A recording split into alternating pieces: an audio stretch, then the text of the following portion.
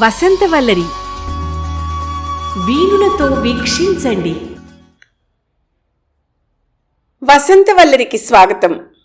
ఈనాటి వసంతవల్లరిలో ప్రఖ్యాత కథా రచయిత స్వర్గీయ గండికోట బ్రహ్మాజీరావు గారి రచన పెళ్ళి వింటారు.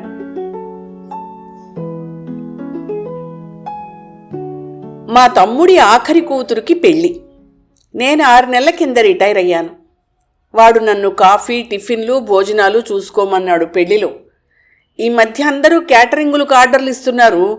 కానీ వంట బ్రాహ్మడి చేత వండిస్తే 5-6 వేల రూపాయలు కలిసి వస్తాయి. ఒక మధ్యతరగతి గృహస్థుకు అదేమీ తక్కువ కాదు. ఉదయం 5 గంటలకే స్నానం ముగించి కళ్యాణ మండపం చేరుకున్నాను. గడచిన రాత్రి అక్కడ వేరొక పెళ్లి జరిగింది. వంట బ్రాహ్మడు, అతని భార్య వంటశాలలో సిద్ధంగా ఉన్నారు. ఉన్నంత మేర శుభ్రం చేసుకుని ఇడ్లీ వాయల కోసం తయారవుతున్నారు. వంటశాల చుట్టూ అసహ్యంగా ఉంది. నిన్న రాత్రి గంజిగుంటలు అలాగే ఉన్నాయి. పెళ్లి జరిగిన చోటంతా తొక్కులు, కుర్చీలు దొంతి పెడుతున్నారు, డెకరేషన్లు తీసేస్తున్నారు. అంతా చిందరవందరగా ఉంది. అన్నిటికంటే ముందు ఇల్లు చక్కబెట్టుకోవాలి. అక్కడో 4 పనివాళ్లున్నారు. వాళ్ళని పిలిచి అంతా తుడిచి పరిశుభ్రం చేయమన్నాను. ఎంతిస్తారు? ఓ పని మనిషి అడిగింది. 10-25 అన్నాను. హో యబ్బా, 10కి 25కి ఎవరొస్తారు అంది ఆవిడ. మరి ఎంత ఇమ్మన్నావు? 100కి తక్కువైతే మాట్లాడకండి అంది. నాకు మతిపోయింది. 100 రూపాయలే? నా జేబులోని 100 రూపాయల నోటు ఇస్తేనే గాని వాళ్ళు చీపుళ్ళు ముట్టుకోలేదు. ఇంతలో వంట ఆయన నన్ను పక్కకి పిలిచి అన్నాడు, అయ్యా, మనకు వంటకు మంచి నీళ్ళు అవసరం. నిన్న రాత్రి పెళ్లి చేసిన వాళ్ళు డ్రమ్ముకు సగం నీళ్లు విడిచిపెట్టారు. వాటితో పని ప్రారంభించాను. 10 గంటలకి కొళాయిలు వచ్చేదాకా మనకి నీళ్లు దొరకవు. ఆహా, అంతవరకు మరి నీళ్లు సరిపోతాయా? అవేమి సరిపోతాయండి, మరొక అరగంటలో అయిపోతాయి. మరి ఏమిటి చేయడం? బుద్ధిగా ట్యాంకుతో నీళ్లు తెప్పించుకోవడమే. ఓ, ట్యాంక్ ఎంత అవుతుంది? 750 రూపాయలు. నాకేం చేయడానికి పాలు పోలేదు. అర ట్యాంకు సప్లై చేస్తారా? చేస్తారు. అయితే తెప్పించండి. తర్వాత కొళాయిలు ఎలాగో వస్తాయి, సరిపెట్టుకోవచ్చు. పెళ్లివారు 8ంటికి వచ్చారు. అప్పటికి అన్నీ సమకూరాయి. మా తమ్ముడు పొద్దుటి పలహారానికి ఇడ్లీలు, గారెలు చేయించమన్నాడు. మగ పెళ్లివారు 30 మంది, ఆడపెళ్లివారు 40 మంది, వెరసి 70 మంది. మనిషికి 2 ఇడ్లీలు, 1 గారె. ఆ విధంగా మరో 10 హెచ్చు చేసుకున్న ఇడ్లీలు 150, గారెలు 80 తయారు చేయించమన్నాడు. ఆ ప్రకారమే వంట ఆయన తయారు చేశాడు.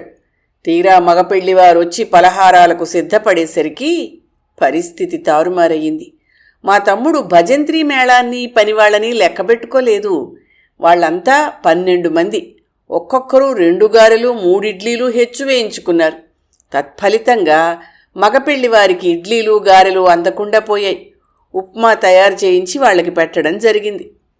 ఎవరో ఒకరు 12 గంటల వరకు వస్తూనే ఉన్నారు. వాళ్ళకి పలహారాలు ఇస్తూనే ఉన్నాం. మధ్యాహ్నం 100 మందికి భోజనాల ఏర్పాటు జరిగింది. వంటలు అయిపోవచ్చాయి. అప్పుడు వడ్డించేవాళ్ళు ఎవరు అని ఆలోచన వచ్చింది. మా తమ్ముడి భజన సమాజం వారు 15 మంది వచ్చి అవలీలగా వడ్డించి పారేస్తారని వాడన్నాడు. 12:30 గడిచింది. ఏ భజన పరులు రాలేదు.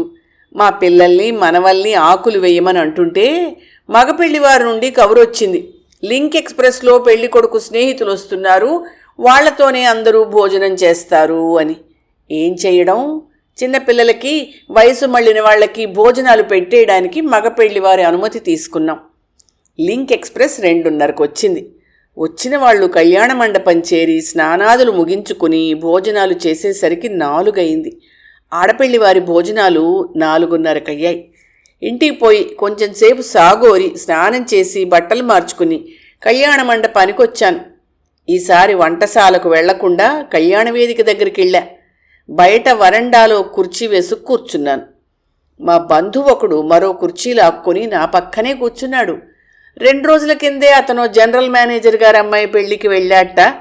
వాళ్ళెంత మర్యాద చేశారో, టిఫిన్లు, భోజనాలు ఎంతెంత బాగా పెట్టారో, వీడియోలు, ఫోటోలు ఎలా తీయించుకున్నారో ఆగకుండా చెప్తున్నాడు.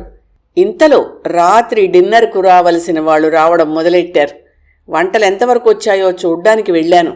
అక్కడ వంట ఆయన కానీ అతని భార్య కానీ లేరు. పొడవుగా సన్నంగా ఉన్న అతను ఒకడు వంటలు చేస్తున్నాడు. అతని 2 అసిస్టెంట్లు పనిచేస్తున్నారు. సుందరనారాయణ ఏడి? కొత్త అతన్ని ప్రశ్నించాను. అతను పళ్ళికిలిస్తూ అన్నాడు, మరో చోట ఉన్నాడండి, పార్టీకి వెళ్ళిపోయాడు. గుప్పుమని సారా వాసన వేసింది.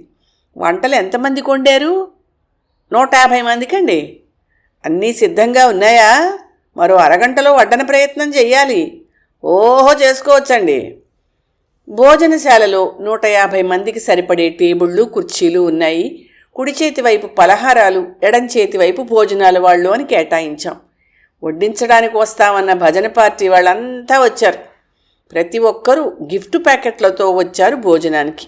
అనుకున్నట్టు ఏదీ జరగలేదు. పలహారాల వాళ్ళు భోజనాల వాళ్ళు కలిసిపోయారు. ఇటు పూరీలు కూర వేయించుకున్నారు, అటు పులావ్ లాంటివి వేసుకున్నారు. నాకేమీ తోచలేదు. తిన్నవాళ్ళు బయటకు వస్తున్నారు.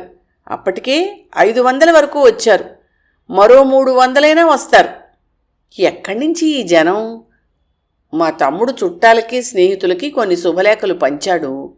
వాడి కొడుకులు తోటి ఉద్యోగులకు పంచుకున్నారు. పెళ్లి కూతురు తన సహ విద్యార్థినులకు పంచింది. మనవలు మనవరాళ్ళు తమ స్నేహితులకు పంచారు. మొత్తం మీద వేయించిన 1000 శుభలేఖలు పంచిపెట్టేశారు. అత్యవసర పరిస్థితి ఏర్పడింది. 200 మందికి సరిపోయిన భోజనాలున్నాయి. మరి మిగిలిన వాళ్ళకి? అందరికీ సూక్ష్మంగా కడుపు నిండాలి. ఆ విధంగా ఉప్మాయే తొందరగా చేయించడానికి వీలవుతుంది. అందరికీ శనివారం. శెట్టిగారి దుకాణానికి పరిగెత్తాను. 2 మనుషుల్ని తీసుకుని సరంజామా అంతా ఆటోలోకి ఎక్కించాను. 24 గంటలు బూతులో పెరుగు దొరుకుతుంది. 4 స్టీలు బాల్చీల్లో పెరుగు, పక్కనే ఉన్న మిఠాయి దుకాణం నుండి 10 కిలోల లాడూలు తెచ్చాను. తీరా సామాను లోపలికి మోయించుకుని వచ్చేసరికి వంట బ్రాహ్మడు అతని అసిస్టెంట్లు మాయమయ్యారు. ఈ జనసందోహాన్ని చూసి వాళ్ళు పరారయ్యారేమో. ఏం చెయ్యాలో తెలీదు. మా తమ్ముడికి అంతలో తీవ్రమైన జ్వరం వచ్చింది.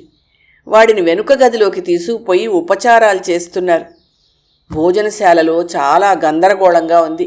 తింటున్న వాళ్ళు లేవకుండానే పక్కన నుంచున్న వాళ్ళు తోసుకుని కూర్చుంటున్నారు. పూరీలు కూర పలావ్ అన్నీ అయిపోయాయి. ఇంకా 100 కొద్దీ జనం. నాతో పనిచేసిన 4 ఉద్యోగులు ముందుకొచ్చారు. ఒక్క అరగంటలో ఉప్మా, బంగాళదుంప కూర, నక్క దోసకాయ ముక్కలు, లాడూలు, పెరుగు అతిథులకు వడ్డిచ్చారు. ఆ వడ్డన రాత్రి 12 వరకు అలా జరిగింది. అందరూ సంతృప్తిగా తిని కానుకలు చదివించి పెళ్లి ముహూర్తం దాకా ఉండకుండా ఇళ్లకి వెళ్ళిపోయారు. పెళ్లి జరిగిపోయింది. వచ్చిన వాళ్ళు వెళ్ళిపోయారు. 1 వారం రోజుల తర్వాత బంధువులతో ఇష్టాగోష్ఠి జరుపుతున్న మా తమ్ముడు అంటున్నాడు, ముహూర్తం కట్టిన జ్యోతిష్యులు అప్పుడే అన్నారు, ఎన్ని అవరోధాలు వచ్చినా పెళ్లి జరిగి తీరుతుందని. ముహూర్త బలం అటువంటిది. అయితేనే ఆ భోజనాల విషయంలోనే మా అన్నయ్య మేనేజ్ చేయలేకపోయాడు. కొంచెం దగ్గరలోనే కూర్చున్న నేను మ్రాన్ పడిపోయాను.